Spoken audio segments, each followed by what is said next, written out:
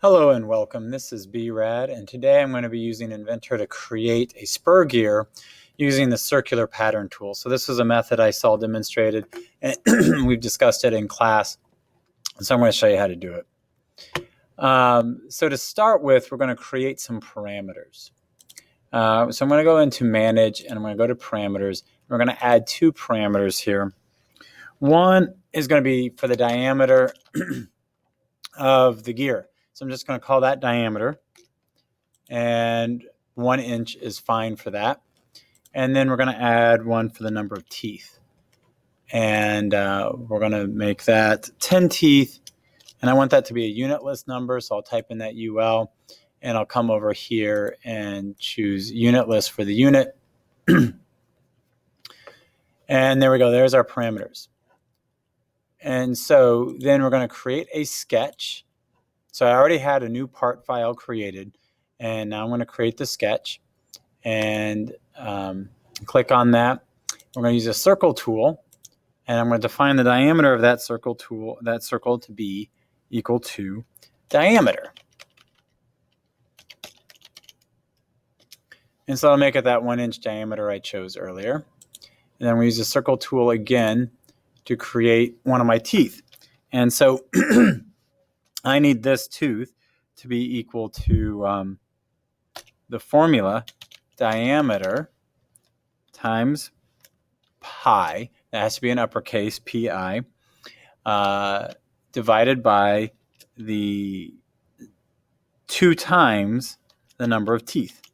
So we actually figured this equation out in class, and I'm just typing it in and letting Inventor do that math for me. And now we're going to do a circular pattern. I'll choose that circle to be the thing that I want patterned around. We'll hit the center of the circle to be our axis.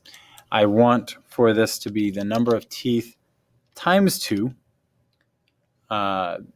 Each of these circles, half of these circles will end up being a tooth. The other half will end up being a pocket so that it can mate with another gear. So we'll hit OK. I will finish the sketch, and I'm going to now extrude that. We're going to extrude that circle and half of those circles. So we're going to go every other one here to create some teeth around this gear. Like that.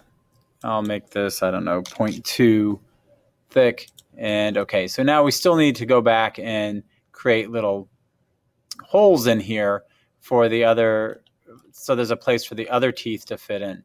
So what I'm going to do is I'm going to go back to the sketch I've already created, and I'm going to share it. So we're going to share sketch.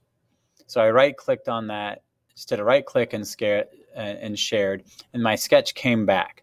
And so I'm going to extrude again. And this time I'm going to choose the circles that I didn't click on the first time. And we've got the 0.2. It automatically went to cut it out. And I hit OK. And I've now got this 10-tooth spur gear that should work for us. So I'm going to go ahead and turn off visibility on that so we don't have this. Now, if I want to make another gear, I can just go back into my parameters, and we can see that basically I have 10 teeth, or 10 times the number of teeth as I have inches of diameter. So as long as I maintain that ratio, I should be able to make another gear. Now, unfortunately, you won't be able to just change these numbers and it automatically make the gear.